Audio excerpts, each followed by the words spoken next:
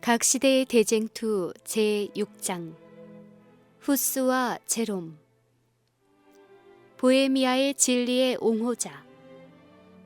복음이 보헤미아에 전파되기는 이미 9세기의 일이었다. 성경이 번역되고 백성들은 자국어로 예배를 드리게 되었다. 그러나 법왕권의 세력이 확장됨에 따라 하나님의 말씀은 가리워졌다. 평소에 왕들의 권세를 꺾어버릴 뿐 아니라 백성들을 노예의 상태로 만들고자 꾀해오던 그레고리우스 7세는 예외 없이 보헤미아어로 공중 예배를 드리지 못하도록 금지하는 교서를 내렸다.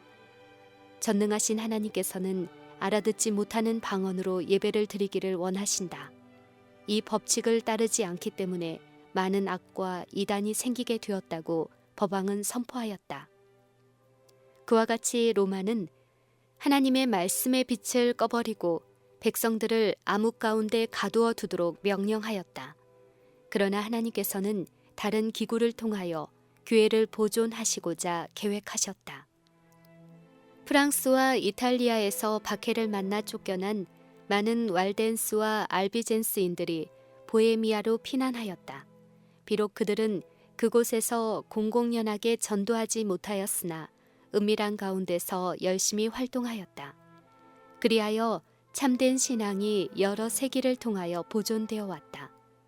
후스가 태어나기 전에 보헤미아에는 이미 교회의 부패와 백성들의 비행을 공공연하게 규탄하는 사람들이 있었다. 그들의 활동은 많은 사람들의 주의와 관심을 끌었다. 그러므로 승려 계급은 두려움을 느끼고 복음 사도들에게 박해를 가하였다. 그들은 숲속과 산으로 쫓겨가서 예배를 드리게 되었고 군사들은 그들을 찾아내어 많은 사람들을 살육하였다. 얼마 후에 로마 교회 예배에서 벗어나는 자는 화형에 처한다는 명령이 내렸다. 그러나 그리스도인들은 순교를 당하면서도 그들의 사업의 승리를 확신하고 눈을 감았다. 오직 십자가에 못 박히신 구주를 믿음으로써만 구원을 얻는다는 진리를 가르친 사람들 중에 한 사람은 다음과 같은 말을 남기고 죽었다. 진리의 원수의 분노는 오늘날 우리들을 이기고 있지만 영원히 그렇지는 않을 것이다. 이제 평민 가운데서 한 사람이 권세와 검을 쥐지 않고 일어날 것인데 그들은 그를 이길 수 없을 것이다. 루터의 시대는 아직 먼 미래에 속하였다. 그러나 이제 로마를 공격하는 그의 증언으로 모든 나라를 일깨우게 할 한 사람이 일어나는 중에 있었다. 후스는 어린 시절부터 대학 총장이 되기까지 얀 후스는 비천한 계급에서 태어났으며 어렸을 때의 그의 아버지를 여의었다. 그러나 그의 경건한 어머니는 교육시키는 것과 하나님을 경외하는 것이 가장 귀중한 재산이라고 생각하였으므로 그러한 유업을 그 자식에게 남겨주고자 애를 썼다. 후스는 처음에 시골에 있는 학교에서 공부하였으나 그 후에 프라하 대학의 자선 장학금으로 공부하도록 허락을 받았다. 그는 어머니와 함께 프라하를 향한 여로에 올랐다. 과부로서 가난에 시달리는 그의 어머니는 그 아들에게 줄 만한 세상 재물이 없었다. 그러나 그는 그 큰 도시에 가까이 이르렀을 때 아버지 없는 자기의 아들 앞에서 무릎을 꿇고 그를 위하여 하늘 아버지께 복을 빌었다. 그러나 그 어머니는 자기의 기도가 어떻게 응답될 것인지에 대하여 거의 깨닫지 못하였다. 대학에서 공부하는 동안 후스는 부지런한 공부와 신속한 학업의 형상으로 이름을 떨쳤으며 그의 깨끗한 생애와 온유하고 쾌활한 성격 때문에 여러 사람들의 존경을 받게 되었다. 그는 또한 로마교를 열렬히 신봉하는 사람이었으므로 교회가 수여한다고 공언하는 영적 축복을 매우 갈망하였다. 그는 어떤 큰 성회에 참석하였을 때 참회하러 나아가 호주머니 속에 남아있는 돈을 다 털어바치고 사면을 얻기 위하여 행렬 가운데 참내한 일도 있었다. 대학을 졸업하자 그는 신부의 직분을 얻었으며 그 후 신속히 승진하여 왕실 전속의 승정이 되었다. 그리고 그는 모교의 교수가 되고 그 후 그 대학의 총장까지 되었다. 그리하여 불과 수년 만에 구호금의 장학금을 받던 비천한 일개 학생이 보헤미아의 자랑이 되고 그 명성을 온 구라파에 떨치게 되었다. 그러나 그는 다른 한 분야에서 개혁 사업을 착수하였다. 성직에 나간 지 수년 후에 그는 베들레헴 회당의 설교자로 임명되었다. 그런데 그 회당의 설립자는 성경을 자국어로 설교하는 일을 참으로 중요한 일로 주장하는 사람이었다. 그 일은 로마에서 반대하는 일이었으나 보헤미아에 있어서는 완전히 중지되지는 않았다. 그 당시에 성경에 대한 일반 사람들의 무지는 실로 컸으며 모든 계급의 사람들에게 가장 악한 일들이 편만해 있었다. 후스는 이러한 죄악들을 기탄 없이 견책하고 자기가 설명한 진리의 원칙과 순결을 역설하기 위하여 하나님의 말씀으로 간곡히 호소하였다.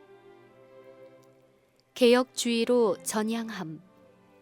후에 후스의 절친한 친구가 된 프라하 출신의 제롬이 영국으로부터 귀국하면서 위클리프의 저서를 가지고 돌아왔다.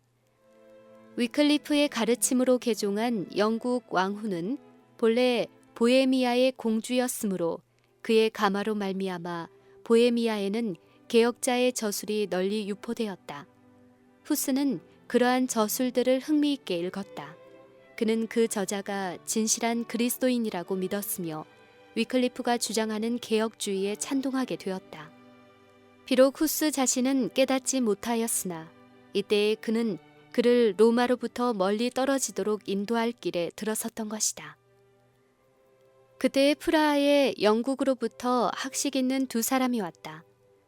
그들은 진리의 밝은 빛을 받았는데 그 진리를 전하기 위하여 이렇게 먼 지방까지 찾아왔던 것이다. 그들은 처음부터 법왕의 최상권을 공공연하게 공격하였으므로 즉시 당국으로부터 발언을 금지당했다. 그러나 그들은 처음의 목적을 버릴 수 없었으므로 한 가지의 계책을 세웠다. 그들은 본래 설교자인 동시에 화가였으므로 그들의 기술을 발휘하게 되었다. 그들은 여러 사람들이 볼 수 있는 곳에서 두 장의 그림을 그렸다. 하나는 그리스도께서 예루살렘으로 입성하시는 광경이었는데 그분께서는 겸손하게 나귀, 곧 멍에 매는 짐승의 새끼를 타셨다. 제자들은 여행으로 더러워진 헌옷을 입고 맨발로 그 뒤를 따르고 있었다. 그리고 다른 한 장은 법왕의 행렬을 그린 것인데 법왕은 화려한 옷을 입고 머리에 3층 면류관을 쓰고 아름답게 장식한 말을 타고 있으며 그 앞에는 나팔수들이 가고 있었고 뒤에는 추기경들과 주교들이 따라가고 있었다. 그것은 참으로 모든 계층의 사람들의 주목을 끈 무언의 설교였다. 군중들이 몰려와서 그 두 장의 그림을 주목하여 보았다. 그 그림의 뜻을 알아보지 못하는 사람은 없었다. 많은 사람들은 주 되시는 그리스도의 온유한 겸손, 그리고 그분의 종이라고 자칭하는 법왕의 자고와 교만 사이에는 큰 차이가 있는 것을 보고 깊은 감동을 받았다. 프라하에는 큰 동요가 생겼다. 그러자 두 사람은 신변의 안전을 위하여 얼마 후에 그곳을 떠나갔다. 그러나 그들이 가르친 교훈은 잊히지 않았다. 특별히 그 그림은 후스의 마음에 커다란 감동과 인상을 주었으므로 그는 성경과 위클리프의 저서를 더욱 세밀히 연구하게 되었다. 그는 아직 위클리프의 개혁서를 모두 받아들일 단계까지는 이르지 않았지만 법왕교의 진상을 더욱 분명하게 깨닫게 되었으므로 타는 듯한 열성으로 교권의 부패와 교만과 야심을 규탄하였다. 개혁자 후스와 프라하의 대소동. 진리의 빛은 보헤미아에서 독일로 전파되었다. 왜냐하면 프라하 대학의 소동으로 수백 명의 독일 학생들이 고국으로 돌아갔기 때문이었다. 그들 중에 많은 학생들이 후스에게서 처음으로 성경의 지식을 배웠는데 그들은 돌아가서 각자 자기 나라의 여러 곳에 복음을 전파하였다. 프라하에서 일어난 일에 대한 소식이 로마에 전해지자 후스는 곧 법왕의 소환 명령을 받았다. 그 명령에 응하는 것은 자기의 몸을 죽음에 내어주는 것이었다. 그러므로 보헤미아의 왕과 왕후와 대학과 귀족과 정부의 고관들이 연합하여 후스는 프라하에 머물러 있게 하고 대리자를 로마에 파견시켜 대답하도록 허락해달라고 법왕에게 애소하였다. 그러나 법왕은 그 요구를 수락하는 대신에 도리어 후스에게 대하여는 신문 선고를 내리고 프라하시를 파문에 처한다고 선포하였다. 그 당시에 있어서 이와 같은 선고는 언제나 큰 공포를 일으켰다. 거기에 따르는 의식들은 법왕을 하나님의 대표자로 존경하고 그를 천국과 지옥의 열쇠를 가지고 영적 심판은 물론이요 세속적 심판까지 행할 권능을 가진 자로 알고 있는 백성들을 공포에 질리게 할 수 있도록 잘 꾸며졌다. 파문의 선고를 받은 지방에는 하늘의 문이 닫혀지므로 법왕이 그것을 열기까지는 죽은 자가 천국에 들어가지 못하게 된다고 믿었다. 그리고 이처럼 두려운 재난의 증거로서 온갖 종교적 의식은 정지되고 교회는 폐쇄되고 결혼식은 교회당의 뜰 앞에서 거행되고 죽은 자는 성별된 묘지에 매장되지 못하고 장례식 없이 도랑이나 벌판에 매장되었다. 로마는 사람의 상상력에 자극을 주는 이런 종류의 처사를 통하여 사람의 양심을 지배하고자 하였다. 프라하에는 큰 소동이 일어났다. 많은 사람들이 이러한 재난을 만난 것은 오로지 후스 때문이라고 그를 규탄하였다. 그리고 로마의 징벌에 신속히 넘기라고 요구하였다. 소동을 진정시키기 위하여 후스는 잠시 동안 고향으로 돌아가 있었다. 프라하에 남겨놓고 온 친구들에게 그는 다음과 같이 편지를 보냈다.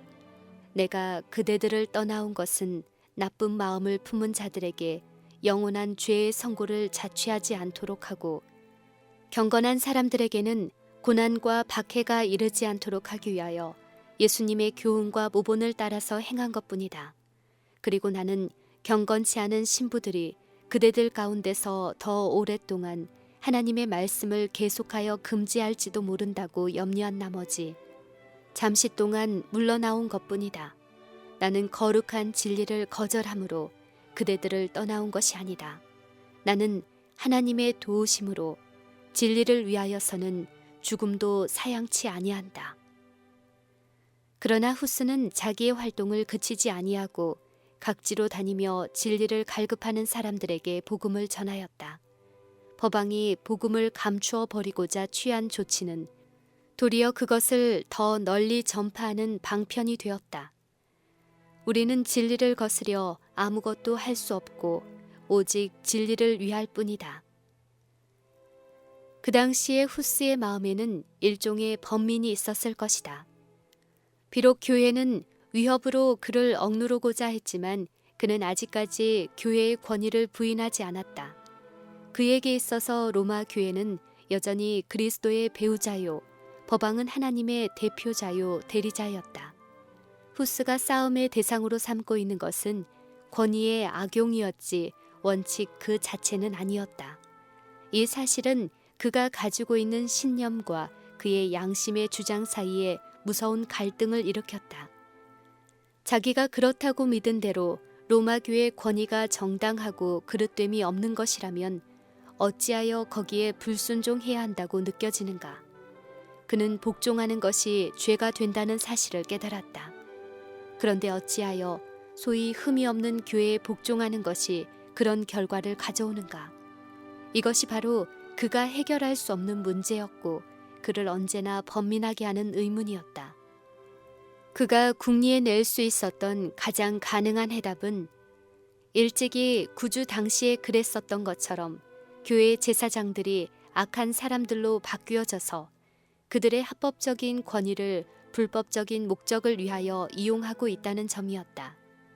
이러한 해답은 후스로 하여금 깨달음을 통하여 전달된 성경의 교훈들이 양심을 지배해야 한다는 좌우명을 자신의 지도를 위한 지침으로 채택하고 다른 이들도 그들의 지침으로 삼도록 가르치도록 이끌었다. 즉, 그릇됨이 없는 지도자는 신부를 통하여 말하는 교회가 아니고 성경을 통하여 말씀하시는 하나님이라는 뜻이었다. 박식하고 웅변적인 제롬이 나타남. 얼마 후에 프라하의 소동이 진정되자 후스는 자기가 맡은 베들레헴의 회당으로 돌아가서 더욱 큰 열심과 용기로서 하나님의 말씀을 계속하여 전하였다. 그의 원수들은 활발하고 강력하였지만 왕후와 많은 귀족들이 그의 친구가 되었고 많은 백성들이 그를 지지하였다. 그의 순결하고 고상한 교훈과 경건한 생애를 로마 교도들이 전하는 타락한 교리와 그들의 탐욕적이고도 방탕한 행동과 비교할 때에 많은 사람들은 후스의 편에 가담하는 것이 명예로운 일로 여겼다. 지금까지 후스는 단독으로 활동하여 왔다. 그러나 이제 영국에 체류해 있는 동안 위클리프의 가르침을 받아들인 제롬이 개혁 사업에 참가하였다. 그 후로부터 그 두 사람은 완전히 연합된 생활을 하였으며 사망도 그들을 헤어지게 할 수 없었다. 대중의 인기를 끄는 재간을 가진 제롬은 천재적인 두뇌를 가졌고 말을 잘하고 학식이 뛰어났다. 그러나 참된 인격을 형성하는 자질을 구비한 점에 있어서는 후스가 한층 더 탁월하였다. 그의 냉정한 판단력이 제롬의 충동적인 정신을 제어해주는 역할을 잘하였다. 한편 제롬은 참으로 겸손하게 후스의 진가를 인정하고 그의 권면을 잘 받아들였다. 그들의 연합적 활동으로 개혁 사업은 한층 더 신속히 확장되어 나갔다. 하나님께서 택함을 입은 그 사람들의 마음에 큰 빛을 주셨으므로 그들은 로마의 여러 가지 오류들을 깨닫게 되었다. 그러나 그들은 세상에 전해 주어야 할 빛을 남김없이 다 받은 것은 아니었다.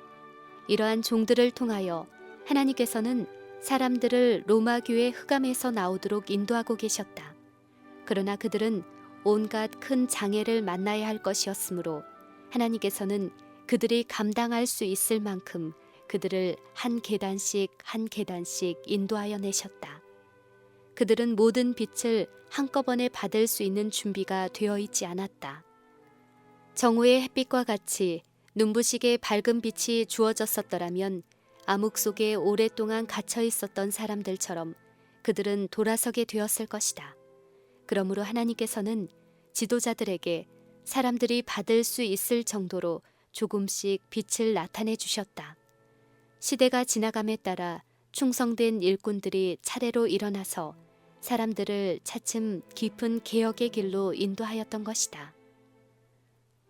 콘스탄스에서 개최된 큰 회의. 교회 내의 분열은 여전히 계속되었다. 세 사람의 법왕이 제각기 최상권을 장악하고자 다투고 있었으므로 그리스도 교국은 범죄와 소동으로 충만하여졌다. 그들은 피차에 저주하는 것만으로 만족하지 않고 세속적 무력에 호소하였다. 그리하여 각각 무기를 구입하고 군대를 모집하기 위하여 애썼다. 물론 돈이 필요하였다. 그러므로 돈을 마련하기 위하여 소위 교회에 속한 은사, 지위, 축복 등이 돈으로 매매되었다. 신부들도 역시 그들의 위에 있는 성직자들의 본을 받아 성직을 매매하고 자기의 상대자를 넘어뜨리고 자기의 세력을 강화하기 위하여 싸웠다. 이러한 철면피한 행동들이 날마다 증가되어 가므로 후스는 소위 종교라는 이름으로 용인되는 가증한 행위에 대하여 강력하게 비난하였다. 또한 백성들도 로마 교회 지도자들이 그리스도 교국을 비참하게 만드는 자들이라고 공공연하게 비난하였다. 그리고 프라하에는 바야흐로 유혈의 참극이 일어날 것처럼 보였다. 옛날에 그러했던 것처럼 하나님의 종은 이스라엘을 괴롭게 하는 자라는 비난을 받았다. 그 도시는 두 번째로 파문을 선고받았고 후스는 시골에 있는 고향으로 돌아갔다. 드디어 사랑하는 베들레헴 회당에서 행하던 그의 충성된 증언은 그쳤다. 이제 그는 진리의 증인으로서 그의 생명을 바치기 전에 더욱 넓은 무대에서 온 그리스도 교국을 향하여 말할 것이었다. 온 유럽을 혼란에 빠지게 한 화근을 제거하기 위하여 콘스탄스 회의에서 총회가 소집되었다. 이 회의는 시기스문트 황제의 희망에 따라 새 경쟁자 중의 하나인 요한 23세가 소집한 것이었다. 법왕 요한은 원래 회의를 소집하는 것을 환영하지 아니하였다.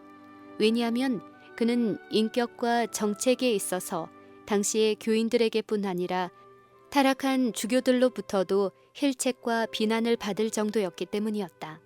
그러나 그는 감히 시기스문트의 뜻을 반대할 수가 없었다. 회의에서 달성되어야 할 주요한 목표는 교회의 내분을 화해시키고 이단을 뿌리 뽑는 것이었다. 그러므로 두 사람의 참칭 법왕과 새로운 주장을 퍼뜨리는 주동자로 지목된 얀 후스가 그 회의에 소환되었다. 그 참칭 법왕들은 모두 자기들의 신변의 안전을 위하여 직접 그 회의에 참석하지 않고 그들의 대표자들을 참석시켰다. 법왕 요한은 표면상으로 그 회의의 소집자였지만 황제가 자기를 폐하려는 은밀한 목적이나 없는지 또는 자기가 삼층관을 얻기 위하여 자행한 범죄와 그 삼층관을 욕되게 한 행위에 대하여 문책당하지나 않을지 하는 여러 가지 불안과 의구심을 가지고 회의에 임하였다. 그러나 그는 교회의 높은 직분을 가진 사람들과 많은 수행원들을 데리고 위풍당당하게 콘스탄스 성으로 들어갔다. 시의 고관들과 성직자들은 수많은 시민들과 함께 그를 환영하였다. 그의 머리 위에는 황금으로 만든 천개가 덮이었고 그것을 그 지방 장관 4사람이 붙들고 있었다. 성체는 그의 앞에서 운반되어 가고 추기경들의 화려한 복장들은 사람들의 눈을 부시게 하였다. 그때 또 다른 여행자가 콘스탄스 성으로 가까이 오고 있었다. 후스는 자기를 위협하고 있는 위험을 이미 알고 있었다. 그는 그 길을 마치 영원한 이별의 길인 것처럼 느끼고 친구들에게 작별을 고하였다. 그리고 그는 차츰 화영주에 가까이 가고 있는 것처럼 느끼면서 여행을 계속하였다. 그는 보헤미아의 왕으로부터 그의 신변의 안전을 보장하는 통행권을 받았고 또한 시기스문트 황제가 보증해주는 여행 도중의 안전을 위한 통행권까지도 받았지만 도저히 사망을 피할 수 없는 줄로 생각하고 모든 일을 다 처리하고 갔다. 회의에 임석하려는 후스. 프라하에 있는 친구들에게 보낸 편지에서 그는 이렇게 말하였다. 나의 형제들이여, 나는 왕의 통행권을 가지고 나의 많은 대적들을 만나고자 떠나가고 있다. 나는 나의 구주가 되시는 전능하신 하나님께 모든 것을 맡긴다.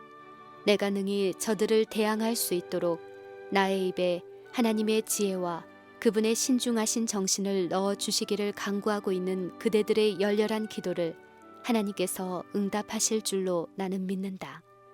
또한 하나님께서 나를 당신의 진리로 강하게 하시기 위하여 성령을 주시고 시련이나 감옥이나 필요하면 잔인한 죽음까지라도 용기 있게 당하게 하실 줄로 믿는다. 예수 그리스도께서는 당신의 사랑하시는 자녀들을 위하여 고난을 당하셨다. 그리고 우리로 하여금 우리 자신의 구원을 위하여 모든 일에 참을 수 있도록 본을 보여주셨으니 이 어찌 놀라운 일이 아닌가. 그분께서는 하나님이시며 우리는 그분의 피조물이다. 그분께서는 주님이시며 우리는 그분의 종들이다. 그분께서는 이 세상의 주인이시며 우리는 비천한 인간들이다. 그렇지만 그분께서는 고난을 당하셨다. 그러므로 우리들 또한 고난을 당하는 것이 마땅하지 않겠는가? 더욱이 고난을 통하여 우리가 정결해지는데 어찌 우리가 고통을 받지 않을 수 있겠는가? 그런즉 사랑하는 친구여, 만일 나의 죽음이 주님께 영광을 돌리는 일이 된다면 그날이 하루속히 이르도록 그리고 내가 당하게 될 모든 고난에 그분께서 항상 나를 붙들어 주시도록 기도하라. 만일 내가 그대들에게 돌아가는 것이 더욱 좋은 일이라면 나로 하여금 오점 없이 돌아가게 되도록 하나님께 기도하라. 곧 나의 형제들에게 훌륭한 본을 남겨 나를 따라오게 하도록 복음의 진리에 1.1획이라도 숨기는 일이 없도록 해달라고 기도하라. 아마도 프라하에서 그대들의 얼굴을 다시 보게 되리라고는 생각지 않는다. 그러나 만일 전능하신 하나님의 뜻이 나로 하여금 돌아가도록 허락해 주신다면 그때야말로 우리가 하나님의 율법의 지식과 사랑으로 마음을 더욱 굳게 하여 전진하여야 할 것이다. 후스는 복음의 사도가 된 어떤 신부에게 보내는 또 한 장의 다른 편지에서 과거의 화려한 의복을 입기를 좋아하고 천박한 일로 시간을 낭비한다고 그를 비난하였던 자기의 과오를 충심으로 사과하였다. 그리고 그는 아래와 같이 감동적인 권고를 덧붙였다. 직록이나 재산의 마음을 팔지 말고 하나님의 영광과 영혼의 구원으로 그대의 마음을 채우라. 그대의 마음보다도 집을 더 꾸미지 말고 영적 집을 채우는데 관심을 쏟으라. 가난한 사람들을 친절하고 겸손하게 대하며 그대의 물질을 연락하는 일로 낭비하지 말라. 그대가 만일 그대의 생애를 고치고 사치스러운 생애를 끊어버리지 아니하면 내가 지금 심하게 징계를 받고 있는 바로 그 징계가 그대에게 미칠까 염려된다. 그대는 어려서부터 나의 교훈을 받았으므로 나의 교훈이 무엇인지 알고 있다. 그러므로 이 이상 더 쓸 필요가 없는 줄로 한다. 그대가 아는 바와 같이 한때 내가 빠졌던 어떠한 허영에도 그대는 빠지지 말기를 나는 주의 자비를 힘입어 그대에게 간원한다. 그리고 그 겉봉에는 나의 친구여, 그대는 내가 죽은 것이 확실하다는 사실을 알기 전에는 이 봉투를 뜯지 말라 라고 써 있었다. 후스는 그 여행 중에서 자기의 교리가 도처에 전파된 것과 자기의 전도 사업이 환영을 받고 있는 것을 보았다. 사람들은 그의 곁으로 몰려왔으며 어떤 고을에서는 지방 장관이 그를 따라 거리를 같이 걷기도 하였다. 신앙의 포기냐 죽음이냐. 콘스탄스 성에 도착하자 후스에게는 완전한 자유가 허락되었다.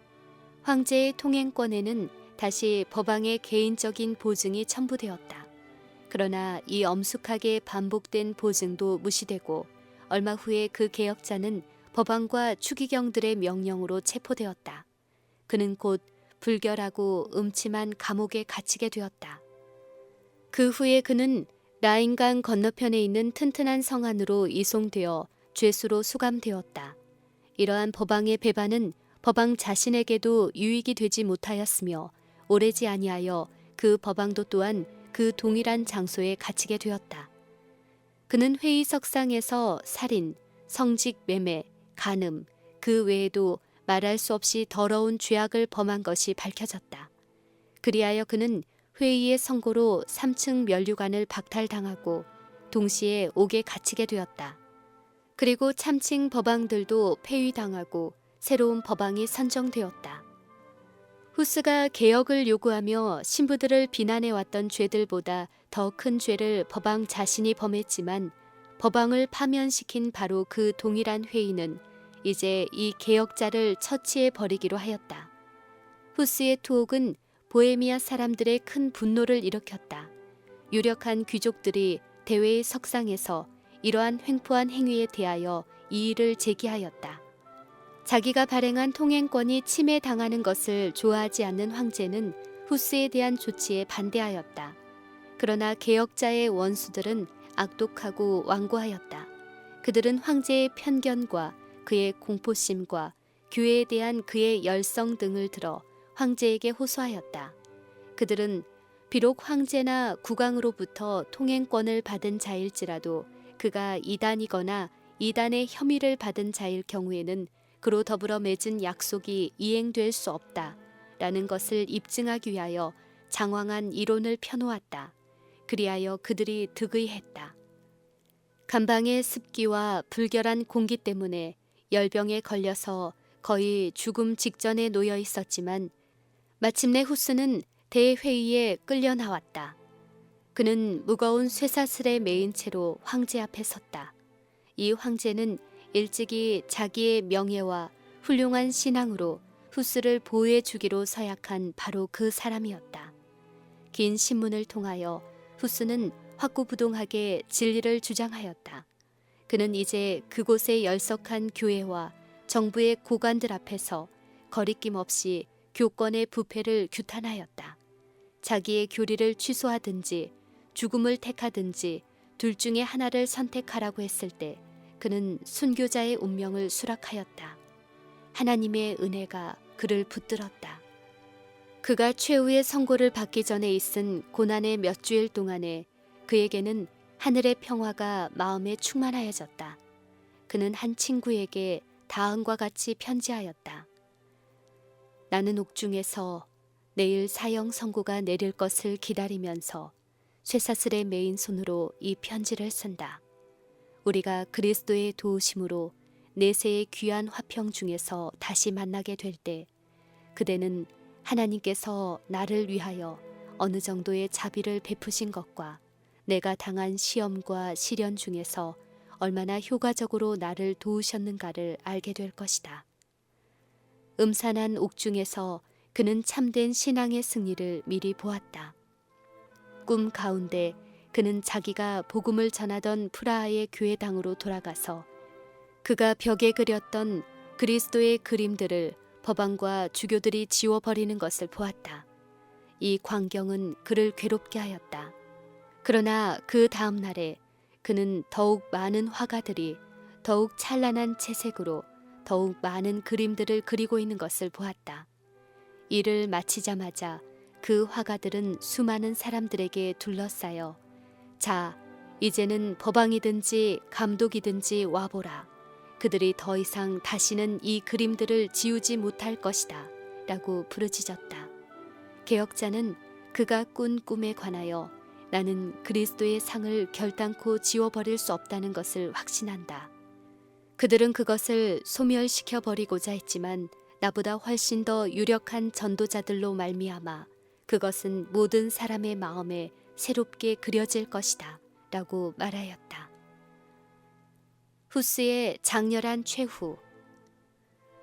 후스는 마지막으로 큰 회의에 소환되었다. 그것은 실로 규모가 크고도 엄숙한 집회였다. 황제와 왕공과 사신과 추기경들과 감독과 신부들이 열석하고 밖에는 허다한 방청자가 모여 있었다. 그들은 양심의 자유를 얻기 위한 긴 투쟁에서 최초의 큰 희생자를 목격하고자 그리스도 교국의 각 곳에서 모인 사람들이었다. 후스는 최후의 결심을 표명하도록 요구받았을 때 자기의 견해를 철회하기를 단호하게 거절하였다. 그는 약속한 바를 아무런 가책 없이 깨트려버린 황제를 뚫어지게 쳐다보면서 나는 여기 임석한 황제의 신의와 공공연한 보호 아래 내 자신의 자유의사에 의하여 대의회에 출석하기로 결심한 것이다. 라고 엄명하였다. 그러자 거기에 모인 모든 사람의 시선이 일제히 황제에게 집중되었으며 시기스문트는 얼굴을 붉혔다. 선고가 언도되고 지위를 박탈하는 의식이 시작되었다. 감독들은 그 죄수에게 승려와 같은 옷을 입혔다. 후스는 승복을 손에 들고 우리 주 예수 그리스도께서는 치욕을 받으실 때 흰옷을 입으시고 헤로덱에서 빌라도에게로 호송되셨다. 라고 말하였다. 그리고 그의 주장을 취소하라는 권고를 다시 받게 되자 그는 군중을 향하여 돌아서서 다음과 같이 대답하였다. 그렇다면 내가 무슨 면목으로 하늘을 쳐다볼 수 있겠는가? 내가 지금까지 순결한 복음을 전한 저 사람들을 무슨 면목으로 쳐다볼 수 있겠는가? 나는 그들의 구원을 이제 죽기로 작정된 불쌍한 나의 몸 이상으로 귀중하게 여긴다. 그의 제복은 하나씩 차례로 벗겨졌는데 그럴 때마다 의식을 행하고 열석한 감독들은 차례대로 저주를 선언하였다. 드디어 그의 머리 위에는 모자, 곧 피라미드 모양으로 만든 종이 고깔이 씌워졌는데 거기에는 악마의 무서운 형상이 그려져 있고 대이단자라는 글자가 그 앞면에 뚜렷하게 쓰여 있었다. 후스는 주 예수여, 이 종은 더할 수 없는 기쁨으로 당신을 위하여 치욕의 관을 쓰나이다. 나를 위하여 가시관을 쓰신 주 예수여 하고 부르짖었다. 이런 의식을 행한 후에 주교는 내 영혼을 마귀에게 주노라고 말하였다. 그때에 얀 후스는 하늘을 우러러 오 주 예수여 당신이 나를 구원하셨으니 나는 내 영혼을 당신의 손에 맡기나이다 라고 말하였다. 그 후에 그는 세속적 권세에 맡겨져 처형장으로 끌려나갔다. 그 뒤에는 많은 군중, 몇백 명의 무장한 사람들, 아름다운 의복을 입은 신부와 주교들, 콘스탄스 성의 주민들이 따랐다. 그가 화영주에 결박되고 불을 붙일 수 있는 준비가 다 갖추어졌을 때 그 순교자는 자기의 생명을 보존하기 위하여 다시 한번 그의 오류를 취소하라는 권고를 받았다. 그러나 그는 다음과 같이 대답했다. 무슨 오류를 취소하라고 하는가? 나는 아무런 죄를 짓지 않았다고 생각한다. 내가 저술한 것과 전파한 것은 모든 사람을 죄와 멸망에서 구원하기 위한 것이었음을 하나님의 이름으로 증거한다. 그러므로 나는 내가 저술하고 전파한 진리를 나의 피로써 확인하기를 매우 기뻐한다. 이윽고 불을 붙임에 그는 다윗의 아들 예수여 나를 불쌍히 여기소서라는 찬미를 그의 목소리가 영영이 그쳐질 때까지 불렀다. 심지어 그의 원수들까지도 그의 영웅적인 태도에 감동을 받았다. 열광적인 법왕당의 한 사람은 후스와 그 후에 있은 제롬의 순교에 대하여 다음과 같이 묘사하였다. 두 사람은 다 같이 최후의 순간까지 변함없이 확고한 마음을 가지고 있었다. 그들은 화형을 받기 위하여 나아가기를 마치 혼인잔치에 나아가는 것과 같이 하였다. 그들은 아무런 고통의 부르짖음도 바라지 않았다. 불길이 일어났을 때에 그들은 찬미를 부르기 시작하였는데 그 불길의 기세도 그들이 부르는 노래를 그치게 할 수 없는 듯하였다. 후스의 몸이 다 타버린 다음에 그들은 그 재와 흙을 모아서 라인 강에 던져 대해로 흘러가게 하였다. 그의 핍박자들은 그가 전한 진리를 근절한 것처럼 생각하였다. 그러나 그날에 던져진 재가 대해로 흘러가서 각 나라에 씨를 뿌리고 아직까지 알려지지 않은 나라에서까지 진리를 증거하는 열매가 풍성하게 맺혀질 것을 그들은 거의 생각지 못하였다. 콘스탄스의 회의장에서 부르짖은 그의 소리는 메아리가 되어 그 후 각 시대를 통하여 쉼없이 울려 퍼질 것이었다. 후스는 이미 각오 없으나 그가 생명을 바쳐서까지 옹이한 그 진리는 결코 멸절될 수 없었다. 그의 신앙과 충성의 모보는 많은 사람들로 하여금 고문과 사망을 당하면서도 진리를 위하여 굳게 설 수 있는 용기를 주었다. 그리고 그의 처형은 횡포한 로마의 잔인성을 전 세계에 드러내 보이는 일이 되었다. 진리의 원수들은 자기들이 없애버리려고 한 그 사업을 알지 못하는 사이에 오히려 발전시키는 결과를 빚어내게 되었다. 제롬의 옥중 생활. 이제 또 하나의 화영주가 콘스탄스 성에 세워질 것이었다. 또 한 사람의 증인의 피가 진리를 위하여 증거하여야 할 것이었다.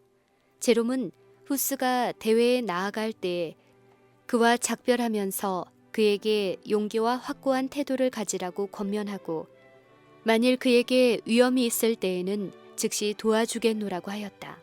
개혁자의 투옥 소식을 듣자 충실한 그 제자는 곧 약속을 이행하려 하였다. 그는 통행권도 가지지 않고 한 동료를 데리고 콘스탄스 성을 향하여 떠났다. 그는 그곳에 도착하자 후스를 구출하기는커녕 오히려 그 자신을 위험에 노출시켰다는 것을 깨달았다. 그는 그 성에서 피하였다. 그러나 돌아가는 길에 그는 붙잡혀 쇠사슬에 매어 일단의 군인들에 의하여 호송되었다. 그가 처음으로 대회의에 끌려 나와 그에 대한 소송에 답변을 하고자 했을 때 그는 화형에 처하라, 화형에 처하라는 부르짖음을 듣게 되었다. 그는 큰 고통을 느끼도록 쇠사슬에 결박된 채로 투옥되어 있었는데 먹을 것이라고는 물과 빵뿐이었다. 옥중에서 너무나 가혹한 대우를 받았으므로 제롬은 병에 걸려 생명의 위협을 받게 되었다. 그러므로 그의 원수들은 그가 그대로 죽을 것을 염려하여 약간 관대하게 대우하였다. 그러나 그는 약 1년간 옥중에 그대로 갇혀 있었다. 후스의 죽음은 법왕당에게 있어서 기대한 것만큼의 효과가 없었다. 후스의 통행권에 대한 침해가 심한 분노와 무리를 일으켰으므로 더 안전한 방법으로 대회의는 제롬을 화형에 처하는 대신에 할 수 있는 대로 그를 강요하여 그의 주장을 취소하게 하고자 결정하였다. 그는 회의장에 끌려 나와 오류를 취소하든가 화형으로 죽든가 둘 중에 하나를 택하라는 권고를 받았다.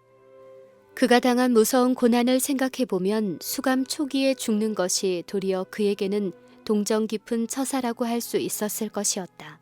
이제 옥중에서 당한 고통으로 얻은 질병 때문에 기력이 쇠하여졌고 근심과 불안에서 오는 괴로움, 친구들과의 이별, 후스의 죽음으로 인한 낙심 등과 같은 일들로 말미암아 제롬의 용기는 꺾여 마침내 그는 회의에 굴복하였다.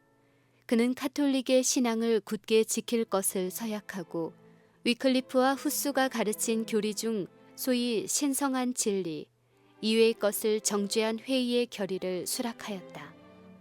이와 같은 임기응변의 수단으로 제롬은 양심의 소리를 침묵시키고 절박해오는 죽음을 면해보려고 노력하였다.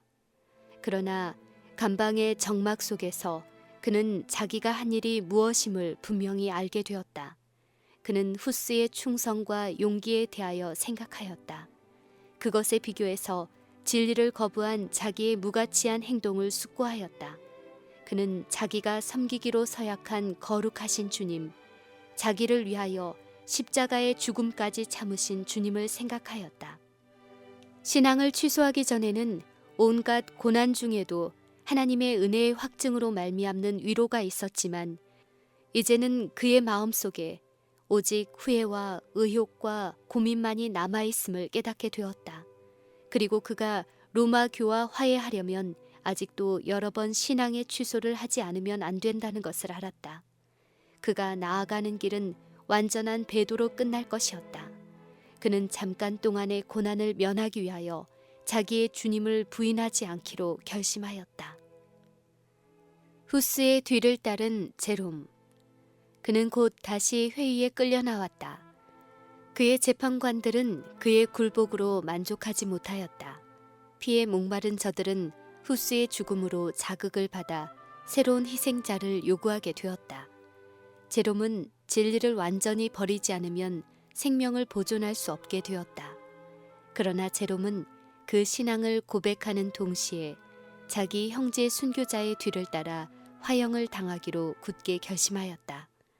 그는 지난번의 말을 취소하고 죽음을 각오한 사람으로서 변명할 기회를 달라고 엄숙히 요구하였다. 그의 말이 끼치게 될 영향을 두려워한 주교들은 그에게 대한 고소에 대해서만 가부간에 대답하라고 강요하였다. 제롬은 이와 같이 잔혹하고 불의한 일에 대하여 다음과 같이 항의하였다. 너희들은 나를 무서운 감옥, 불결하고 악취가 코를 찌르는 곳에서 필요한 것은 아무것도 주지 않은 채 30-40일간 구금하였다. 그리고 나를 너희 앞에 끌어내어 나를 죽이려는 원수들의 말은 들어주면서 나의 증언에는 귀를 기울이지 아니하였다. 만일 너희들이 진정으로 현명한 사람들이고 전 세계의 광명이라 자처한다면 정의에 대하여 범죄치 않도록 조심하라. 나는 다만 하나의 연약한 인간이다.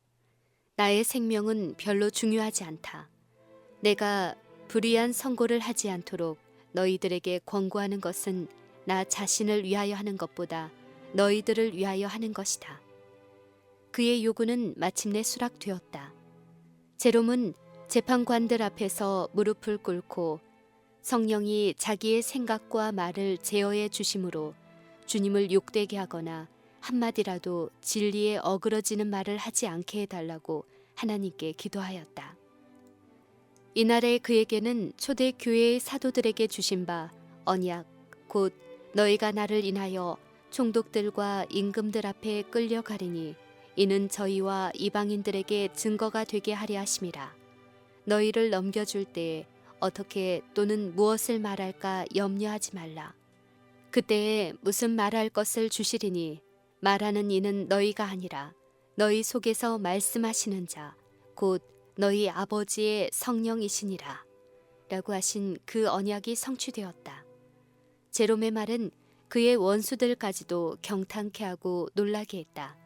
그는 극심한 육체적 고통과 정신적 번민 속에서 1년 동안 감옥에 갇힌 채로 보지도 못하고 읽지도 못하였다. 그러나 그의 말은 마치 그가 아무런 박해도 받지 않고 계속해서 연구할 수 있는 기회를 가졌던 것처럼 분명하고 능력이 있었다. 그는 청중들에게 불의한 재판관들에 의하여 정죄의 선고를 받았던 성도들을 일일이 열거하였다. 그는 어떠한 시대에든지 그 시대의 백성들을 계몽하려고 힘쓴 자들이 비난을 받고 배척을 당하였으나 후에는 영광을 받은 것과 그리스도 자신도 불의한 법관에게 악인으로 정죄를 받으신 사실을 지적하였다. 신앙을 취소하였을 때 제롬은 후스가 정죄를 받은 것을 당연하다고 동의했었다. 그러나 이제 그는 자신의 회개를 선포하였으며 그 순교자의 무죄와 성결을 다음과 같이 증언하였다. 나는 그를 어렸을 때부터 알았다. 그는 의롭고 거룩하며 가장 탁월한 사람이었다. 그는 아무 죄 없이 유죄 선고를 받았다. 나 역시 죽음을 각오하고 있다. 언젠가는 아무도 속일 수 없는 크신 하나님 앞에서 그들의 기만에 대하여 심판을 받게 될 나의 원수들과 거짓 증인들이 마련해 놓은 고통을 나는 두려워하지 않을 것이다. 법관들 앞에서 행한 제롬의 신앙 고백. 그는 자기가 진리를 부인한 사실에 자책감을 느끼면서 계속해서 말하였다. 청년 시대 이후로 내가 범한 모든 죄악 중에서 나의 마음을 가장 괴롭게 한 것은 내가 이 흉악한 장소에서 범한 죄이다.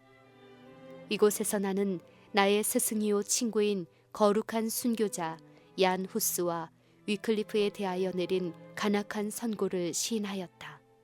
그러나 나는 충심으로 그 일을 참회한다. 나는 불명예스럽게도 죽음을 두려워하여 두 사람의 교리를 부인한 것을 고백한다. 그러므로 전능하신 하나님께서 나의 여러 가지 죄를 용서해 주시되 가증한 이 죄를 사해 주시기를 간원하는 바이다. 그리고 그는 재판관들을 가리키면서 엄숙하게 말하였다. 너희들은 위클리프와 얀 후스에게 정죄의 선고를 내렸는데 그들이 교회의 교리를 침해한 연고에서가 아니고 그들이 성직자들의 비행과 추문, 곧 그들의 허식과 교만, 주교와 신부들의 온갖 죄악들을 적발하여 공격하였기 때문이었다. 위클리프와 후스가 말한 반박할 수 없는 사실에 대하여 나 역시 너희들을 규탄하는 바이다. 그의 말은 저지되었다. 주교들은 격분하여 떨면서 이 이상 무슨 증거가 더 필요한가? 우리는 우리의 눈으로 가장 완고한 이단자를 직접 목격하고 있다고 부르짖었다. 제롬은 소란한 중에서도 확고한 태도로 말하였다. 너희들은 내가 죽음을 두려워할 줄로 생각하느냐? 너희들은 과거 1년 동안 죽음보다 더 참혹하고 무서운 감옥 속에 나를 가두었다. 너희들은 나를 터키 사람들과 유대인들과 이교도들보다 더욱 잔혹하게 취급하였으므로 나의 살이 사실상 썩어서 나의 뼈에서 떨어져 나갔다. 그러나 나는 불평하지 않는다. 왜냐하면 탄식은 마음과 정신을 병약하게 해주기 때문이다. 그러나 나는 한 그리스도인에 대하여 그처럼 심한 만행을 감행하는데 놀라움을 금하지 않을 수 없다. 다시 소동이 일어났으므로 제롬은 급히 감옥으로 이송되었다. 그러나 그때 모였던 사람들 중에는 그의 말을 듣고 깊은 감동을 받고 그의 생명을 구원하려는 사람들이 몇 명 있었다. 제롬은 교회의 권력자들의 방문을 받고 대회의의 결정에 복종하라는 권고를 받았다. 로마 교회에 대한 반대를 취소한다면 그 보상으로 그의 앞에 가장 밝은 전망이 제시되었다. 그러나 세상에 영화가 주어지자 제롬은 그의 주님처럼 그것을 확고하게 물리쳤다. 성경으로 나의 오류를 지적해 준다면 나는 그것을 거리낌 없이 버리겠다고 그는 단언하였다. 성경이라고? 그렇다면 만사를 다 그것으로만 판단해야 된단 말이냐? 교회가 성경을 해석하지 아니하면 누가 그것을 이해할 수 있겠는가? 라고 그를 유혹하는 자들 중에 한 사람은 부르짖었다. 이에 대하여 제롬은 대답하였다. 우리 구주의 복음보다도 사람의 유전이 신앙상으로 더 가치가 있다고 할 수 있느냐? 바울은 자기의 편지를 받을 사람들에게 사람의 유전을 들으라고 권하지 않고 도리어 성경을 상고하라고 말하였다. 이단이다 라는 부르짖음이 일어났다. 지금까지 너를 위하여 그처럼 오랫동안 애원한 것을 나는 후회한다. 내가 악마의 충동을 받고 있다는 것을 나는 알았다. 드디어 그는 정죄의 선고를 받았다. 그는 후스가 죽임을 당한 바로 그 장소로 끌려나갔다. 그는 노래를 부르면서 나갔는데 그의 얼굴은 평화와 기쁨으로 빛나고 있었다. 그는 그리스도를 주목하고 있었으므로 그에게는 죽음의 두려움이 없었다. 사형 집행자가 불을 붙이려고 그의 뒤로 돌아가자 그 순교자는 거릴 것 없이 앞으로 나와서 나의 눈앞에서 불을 붙여라. 내가 두려워했다면 여기에 오지 않았을 것이다. 라고 부르짖었다. 화염이 그를 둘러싸자 그는 최후의 기도를 드렸다. 주여, 전능하신 아버지여, 나를 불쌍히 여기사 내 죄를 사하여 주옵소서. 내가 언제나 당신의 진리를 사랑하는 줄을 당신이 아시나이다. 라고 그는 외쳤다. 마침내 그의 소리는 그쳤으나 기도하는 그의 입술은 그치지 않고 움직이고 있었다. 불길이 그치자 그 순교자의 죄는 거기에 남아있는 흙과 함께 후스의 죄처럼 라인 강에 던져졌다. 이와 같이 하나님의 충성된 증인들은 죽임을 당하였다. 그러나 그들이 전파한 진리의 빛, 그들의 영웅적인 모본으로 남긴 광채는 소멸될 수 없었다. 바야흐로 세상에 다가오고 있는 여명을 막으려는 것은 마치 사람이 태양을 돌아가는 궤도에서 역전시키려는 것과 마찬가지로 무모한 것이었다. 지스카 장군의 분기.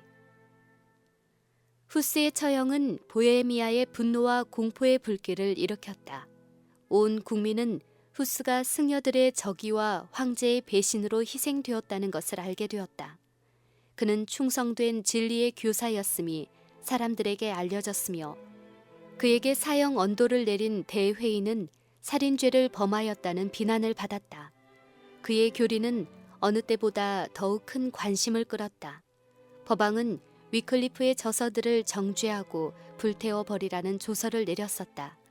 그러나 이제 사람들은 그 저서들 중에서 소멸되지 않고 남아있는 것들을 그것들이 숨겨져 있던 곳에서 가져와 성경 전서나 혹은 사람이 구할 수 있는 성경 중에 어떤 일부분과 대조하여 연구하였으며 그 결과로 많은 사람들이 개혁자들의 신앙을 받아들이게 되었다. 후스를 죽인 자들은 그의 운동이 승리하는 것을 조용히 보고만 있지 않았다. 법왕과 황제가 연합하여 이 운동을 진압하려 하였으며 시기스문트의 군대는 보헤미아를 향하여 몰려왔다. 그런데 이때 한 구원자가 나타났다. 그는 개전 직후에 두 눈을 다 잃어버린 지스카로서 당시에 가장 훌륭한 장군 중의 한 사람으로서 보헤미아 군의 지휘관이었다. 하나님의 도우심과 그들의 사업의 정당성을 신뢰하면서 사람들은 침공해 오는 가장 강력한 군대와 맞서 싸웠다. 황제는 여러 번 거듭하여 새로운 군대를 보내어 보헤미아를 공격하였으나 굴욕적이게도 격퇴를 당할 뿐이었다. 후스의 신봉자들은 죽음의 두려움을 초월한 사람들이었으므로 아무도 그들을 대적할 수 없었다. 개전 후 불과 수년 만에 그 용감한 장군 지스카는 죽었다. 그러나 그와 마찬가지로 용감한, 아니 어떤 점으로는 그보다도 더욱 훌륭한 장군인 프로코피우스가 그의 자리를 대신하였다. 보헤미아인의 원수들은 그 눈먼 용사의 죽음을 알게 되자 그들이 잃었던 모든 것을 회복할 수 있는 좋은 기회가 온 줄로 믿었다. 법왕은 후스의 신봉자들을 공격하기 위하여 십자군을 보낼 것을 포고하였다. 그리하여 다시 급히 많은 군대를 보헤미아로 투입시켰으나 결국은 엄청난 패배를 당할 뿐이었다. 또다시 십자군의 파견이 선포되었다. 유럽에서 법왕을 지지하는 모든 나라들로부터 전쟁을 위하여 사랑과 자금과 군수품들을 모았다. 허다한 무리들이 법왕의 깃발 아래 모여서 마침내 후스의 신봉자들인 이단을 멸절시키겠노라고 약속하였다. 필승의 신념으로 많은 군사들이 보헤미아로 쳐들어갔다. 보헤미아의 백성들도 그들을 격퇴시키기 위하여 집결하였다. 두 군대가 강을 사이에 두고 대치하였다. 십자군은 월등하게 우세한 군대였으며 후스의 신봉자들을 토벌하기 위하여 참으로 먼 거리에서부터 왔기에 그 시내를 건너서 급히 돌진하거나 그들과 접전하기보다는 조용히 서서 상대방의 전사들을 주목하여 바라보기만 하였다. 그때 그들은 갑자기 기이한 공포감을 느끼게 되었다. 그들은 마치 보이지 않는 어떤 세력에 의하여 쫓겨가듯이 한번 공격해 보지도 못하고 그 대군은 깨어지고 흩어졌다. 무수한 군사들이 도망하다가 그들을 쫓아간 보헤미아 군에게 사륙을 당하고 막대한 전리품이 승리자들의 손에 돌아갔다. 그리하여 그 전쟁은 보헤미아 사람들을 곤궁에 빠뜨리기는커녕 오히려 부유하게 해주었다. 십자군의 파멸. 수년 후에 다른 법왕이 십자군을 다시 일으켰다. 전과 같이 군대와 자금이 법왕권 하에 있는 온 유럽 각국에서 징집되었다. 이 위험한 일에 가담시키고자 권유하는 운동이 크게 전개되었다. 십자군에 참가하는 자는 누구든지 아무리 가증한 죄를 범하여도 완전히 용서받는다는 것이 보증되었다. 전쟁에서 죽는 자들은 하늘에서의 큰 상이 약속되었고 살아남는 자들은 그 전쟁터에서 명예와 재물을 얻게 될 것이라고 보증되었다. 다시금 대군이 직모되어 국경을 넘어 보헤미아로 쳐들어왔다. 후스의 신봉자들은 그 대군 앞에서 퇴각하여 침략자들을 국내로 깊숙이 유인하여 들이고 그들로 하여금 이미 승리한 줄로 생각하게 하였다. 드디어 프로코피우스의 군대는 퇴각을 정지하고 원수들을 향하여 돌아서서 그들에게 싸움을 걸었다. 십자군은 그제야 그들의 실책을 깨닫고 군대를 멈추고 그 자리에서 적군이 공격해 오기를 기다리고 있었다. 그런데 십자군들은 적군이 접근해 오는 소리를 듣자 후스파의 군대를 보기도 전에 다시 공포에 휩싸였다. 왕족들과 장군들과 일반 군사들은 그들의 무기를 내어버리고 사방으로 도망하였다. 침략군의 총지휘자인 법왕의 사절은 공포감에 눌려 흩어진 군사들을 모으고자 애를 썼지만 헛수고였다. 그는 온갖 노력을 다하였지만 마침내 그 자신도 도망하는 무리들에게 휩쓸려 가고 있었다. 침략군은 완전히 패배당하였고 막대한 전리품이 다시 승리자의 손에 들어갔다. 이리하여 유럽의 가장 강력한 나라들로부터 파견된 용감하고 호전적이며 전쟁을 위하여 훈련받고 무장한 무리로 이루어진 두 번째 대군은 한번 싸워보지도 못한 채 한 연약한 국민으로 편성된 소수의 방위군 앞에서 괴멸되고 말았다. 여기에 하나님의 능력이 나타났다. 침략군은 초자연적인 공포감에 사로잡혔던 것이다. 홍해에서 바로의 군대를 괴멸시키고 기드온과 300명의 용사 앞에서 미디안 군대를 도망하게 하시며 하룻밤 사이에 교만한 아시리아 군대를 쳐부수신 하나님께서 억압자의 세력을 꺾으시기 위하여 당신의 손을 다시 한번 펴셨던 것이었다. 저희가 두려움이 없는 곳에서 크게 두려워하였으니 너를 대하여 진친 저희의 뼈를 하나님이 흩으심이라. 하나님이 저희를 버리신 고로 네가 저희로 수치를 당케 하였도다. 법왕교의 지도자들은 무력으로 정복하는 일을 단념하고 드디어 권모 술수를 쓰게 되었다. 표면으로는 보헤미아인들의 양심의 자유를 허락하노라고 공언하면서 실제로는 그들을 로마의 권력에 넘겨주는 타협책을 쓰게 되었다. 보헤미아 사람들은 로마와 화해하는 조건으로 다음에 4가지 점을 분명히 밝혔다. 성경을 강론하는 자유, 모든 교인들이 성만찬 예식에 참석하여 떡과 포도즙을 나눌 수 있고 예배 시간에 각각 자국어를 사용할 수 있는 권리, 성직자가 모든 세속적인 직위와 권리에서 제외되는 일, 범죄 행위에 대해서는 일반 법정의 사법권이 성직자나 일반인을 막론하고 동일하게 취급하는 일 등이었다. 드디어 법왕 측은 후스의 신봉자들이 제출한 4가지 조건에 동의하였다. 그러나 그 조문의 명확한 의미를 결정하는 해석권은 종교회의, 즉 법왕과 황제의 권한에 속하는 것이라고 규정하였다. 이러한 조건 아래 조약은 맺어지고 로마는 투쟁으로 얻지 못한 것을 허위와 사기로 얻게 되었다. 왜냐하면 그들은 후스의 신봉자들이 제시한 조건들에 대하여서도 성경에 대해서 그러했던 것처럼 저들이 독자적인 해석을 내림으로써 그들 자신의 목적에 부합하도록 그 조문들의 의미를 왜곡시킬 수 있었기 때문이었다.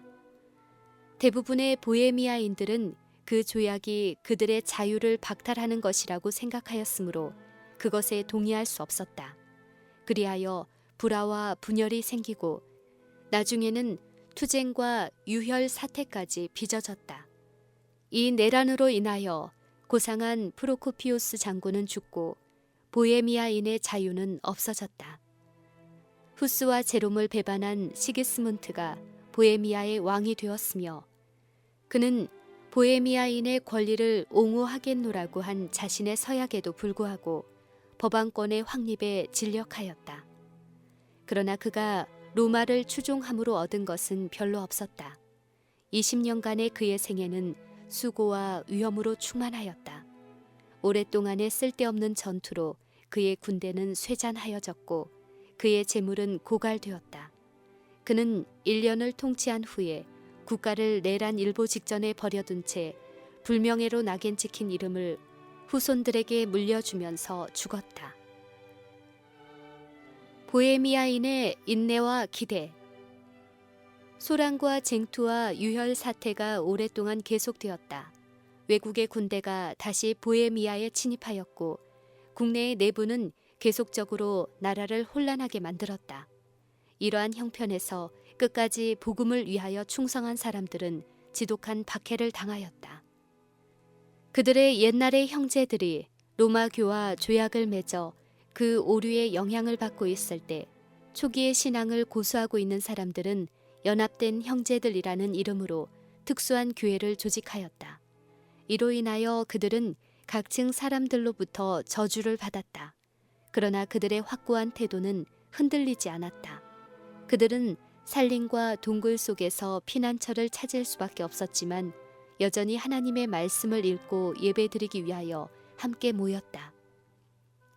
그들은 비밀리에 여러 나라의 사람들을 파견하여 여기저기에 진리를 아는 자가 있는 것과 그들은 비록 소수이지만 여러 읍과 촌에 흩어져 있으면서 그들처럼 박해의 대상이 되어 있다는 것과 또한 알프스 산 중에는 성경을 기초로 하여 세워진 교회가 있으며 그곳에서 우상 숭배로 부패된 로마를 대항하고 있다는 사실을 알았다. 이러한 정보는 그들에게 큰 기쁨을 주었으며 그들은 왈덴스인들과 교통하게 되었다. 보헤미아인들은 복음을 굳게 지키면서 박해의 어두운 밤이 지나가기를 기다렸다. 그들은 가장 어두운 시간에 아침이 오기를 기다리고 있는 사람들처럼 멀리 지평선 저쪽을 주목하여 보았다. 그들은 실로 어려운 시대에 살았다. 그러나 그들은 후스에게서 처음으로 듣고 제롬에게서 다시 반복하여 들은 말, 곧 새벽이 오려면 한 100년은 지나야 한다는 말을 잊지 않았다. 그 말은 후스의 신봉자들에게 있어서 마치 애굽에 속박되어 있던 이스라엘 사람들에게 한 요셉의 유언, 곧 나는 죽으나 하나님이 너희를 권고하사 허락하신 땅에 돌아가게 하시리라 라고 한 유언과 같았다. 15세기 말엽이 되자 연합된 형제들의 교회는 더디기는 하였으나 확실히 발전하였다. 그들은 고난을 면한 것은 아니었으나 비교적 평화를 누렸다. 16세기 초엽에는 보헤미아와 모라비아에 그들의 교회가 약 200곳 정도 있었다. 그러므로 불과 검의 멸망과 분노에서 벗어난 남은 자로서 후스가 예언한 그대로 새벽을 맞이한 사람들은 상당히 많았다.